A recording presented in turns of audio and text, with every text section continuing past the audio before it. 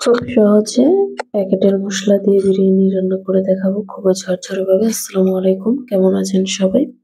আশা করি সকালে অনেক ভালো আছেন। আমি এখানে ৮০০ গ্রাম মুরগির মাংস নিয়েছি। আমি এখানে অর্ধেক বাটি টক দই দিয়ে দিয়েছি, ১.৫ টেবিল চামচ রসুন বাটা, ১.৫ টেবিল চামচ আদা বাটা দিয়েছি, লবণ দিয়েছি আমি ২ চামচ।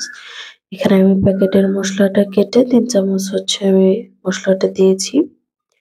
এবারে এই মসলাগুলো মাংসের সাথে খুব ভালোভাবে মিশিয়ে নিব। এখানে এক্সট্রা ভাবে কেউ হলুদ মরিচ এড করতে যাবেন না। হলুদ এড করতে যাবেন না। যদি আপনাদের মনে হয় যে না, এটা খুবই মিষ্টি, মিষ্টি হয়ে যাবে তাহলে সামান্য পরিমাণে আমার মতো মরিচের গুঁড়া ব্যবহার করতে পারেন। আমি এখানে ১/২ চামচের মতো মরিচের গুঁড়া দিয়ে দিচ্ছি। এবার এটা খুব ভালোভাবে মিশিয়ে নিচ্ছি। এভাবে মাংসটা ম্যারিনেট করে ০.৫ ঘন্টা থেকে ১ ঘন্টা সময় রেখে দিবেন। আপনাদের হাতে সময় থাকলে ১ ঘন্টা রেখে দেবেন।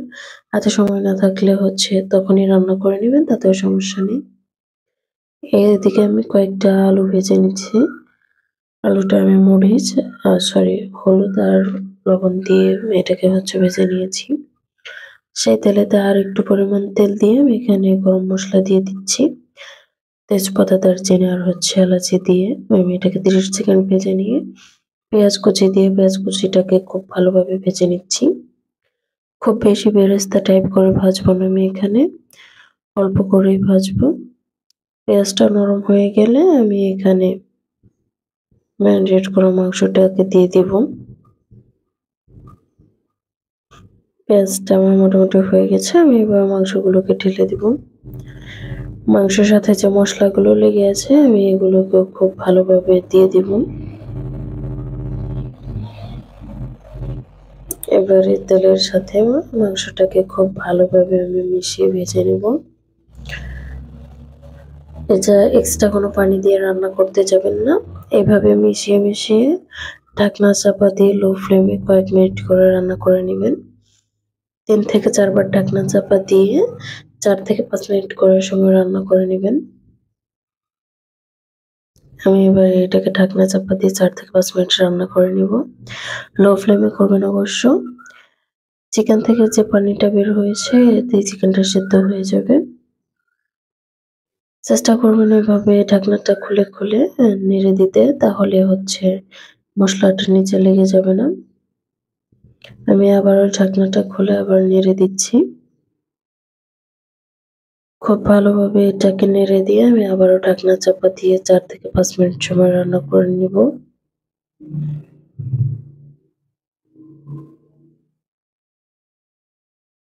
আমি আবারও ঢাকনাটা খুলে নেড়ে দিব।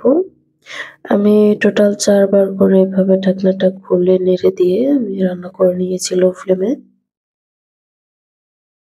যেহেতু মুরগির মাংস সেদ্ধ হতে সেরকম সময়ও লাগে না বা সেরকম পানিও লাগে না। তাই চেষ্টা করবেন এক্সট্রা কোনো পানি না দিতে। এক্সট্রা পানিটা দিলে বিরিয়ানিটা ঝরঝরে হবে না। আর যারা নতুন আছেন তারা তো পানির পরিমাণটা বুঝতে পারবেন না। সেক্ষেত্রে পানিটা ব্যবহার করবেন না। আমি মাংসটাকে নামিয়ে নিয়েছি। এ পর্যায়ে একটা পাতিল বসিয়ে দিয়ে সেখানে আমি গরম মসলাকে ভেজে নিয়ে এবার পেঁয়াজ কুচি দিয়ে পেঁয়াজ কুচিটাকে ভেজে নিচ্ছি। আমি একটু বেরেস্তা টাইপ করেই ভাজবো। পেঁয়াজটাকে খুব ভালোভাবে ভেজে নিব। বিরিয়ানি রান্না করার ক্ষেত্রে একটু মনে রাখবেন একটু মোটা ধরনের পাতিল নিবেন। যেটা আপনি রান্না করলে নিচে লেগে যাবে না। এবারে আমি পানি ঝরিয়ে রাখা চাউলগুলো দিয়ে দিচ্ছি। আমি এখানে চিনি গুঁড়া পোলাওয়ের চাউল ব্যবহার করেছি। আপনারা যেকোনো ধরনের পোলাওয়ের চাউল, বাসমতি চাউল এগুলো ব্যবহার করতে পারেন। এবারে চালগুলোকে আমি খুব ভালোভাবে ভেজে নিব।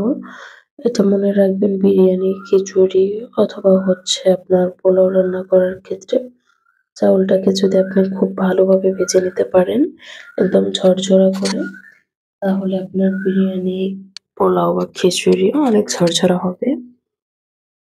আর এটা যদি ভালোভাবে ভাজতে না পারেন তাহলে আপনার পোলাওগুলো বা বিরিয়ানিগুলো এগুলো নরম হয়ে যাবে, তখন খেতে ভালো লাগবে না।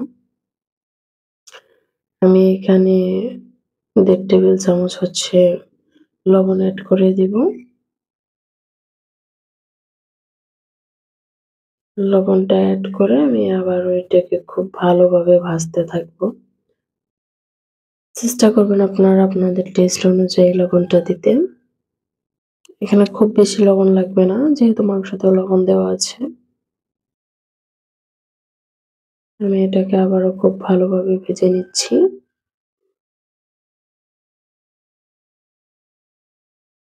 এটা ততক্ষণ ভাজবেন যতক্ষণ না এটার গায়ে থেকে পানি শুকিয়ে যাচ্ছে আর চাউলগুলো পাতিলের সাথে লেগে একটা শব্দ হচ্ছে ঝরঝরে ঝরঝরে।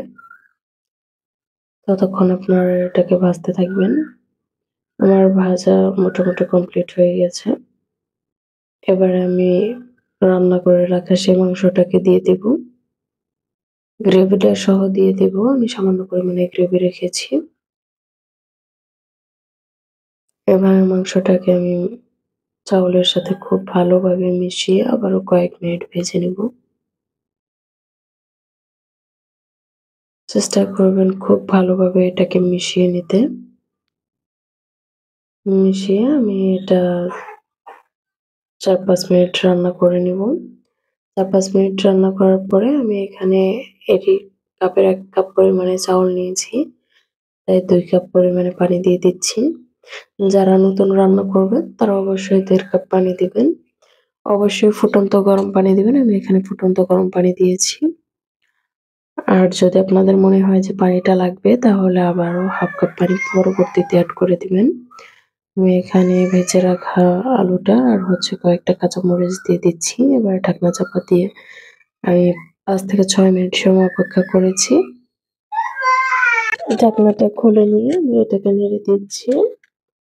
নেড়ে নিয়ে আবার ঢাকনা চাপা দিয়ে ৪-৫ মিনিট রান্না করে নিয়ে খুলে নিচ্ছি। দেখেন পানিটা মোটামুটি শুকিয়ে গেছে। পর্যায়ে খুব ভালোভাবে নেড়ে দেব। খুব ভালোভাবে এটাকে নেড়ে দিয়ে আমি ঢাকনা চাপা দিয়ে কয়েক মিনিট একদম লো ফ্লেমে ১৫ থেকে ২০ মিনিট সময় রেখে দেব। এতে আমার বিরিয়ানিটা হয়ে যাবে। এই তো ১৫ থেকে ২০ মিনিট পরে ফিরে এসেছি। এবারে বিরিয়ানিগুলোকে উল্টে পাল্টে একটু নেড়ে দিচ্ছি। এবারে গরম গরম পরিবেশন করে ফেলুন সহজ বিরিয়ানি। সবাই